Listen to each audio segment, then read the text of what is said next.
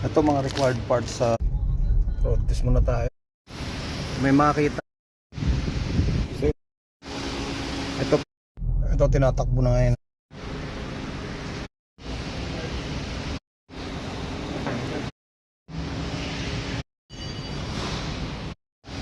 Ito pag may na ito na pala 23. So ito. So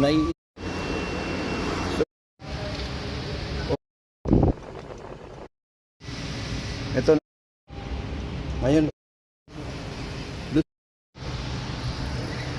ito pag nagche-check ng ilalim ano na merong cover ano, buong buo yan no. Kagaya nito, HRV. Honda HRV 2023. Okay? 2023 pataas may mga takip yan dito eh. So pag na-check mo yung suspension, yung mga tama, okay, may mga senyalis yan eh kung may tama. So paano mo makikita yan doon sa loob?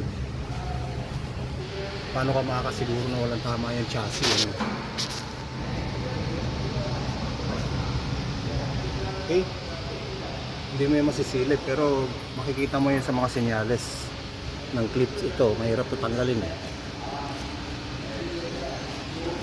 Ikot. Ayan, may basag oh. So ibig sabihin tinanggal na to. So posibleng may tama yung chassis ano, or yung dito no, katulad nito malinis, di wala, pero meron isang senyalis na tinanggal to. Okay, so kailangan mo siguruhin bago mo bayaran yung sasakyan kung ganito yung mabibili mo no. So far yung chassis nito nasa gilid, katulad ng city ano, hindi dito sa gitna, pero yung mga tubo niya nando sa gitna eh, right? Ito kahit yung exhaust walang tama. So ikot-ikutan mo lang yan, may makikita ka rin talaga dyan kung may problema no?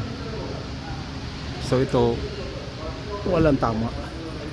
Okay, buo lahat yung pang ilalim, 35,000 km mileage.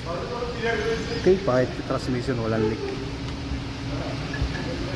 Normal to sa Honda, may mga sign na ganito, yung mga excess fluid dyan na ano eh, sa manufacturing, kaya lumuluha.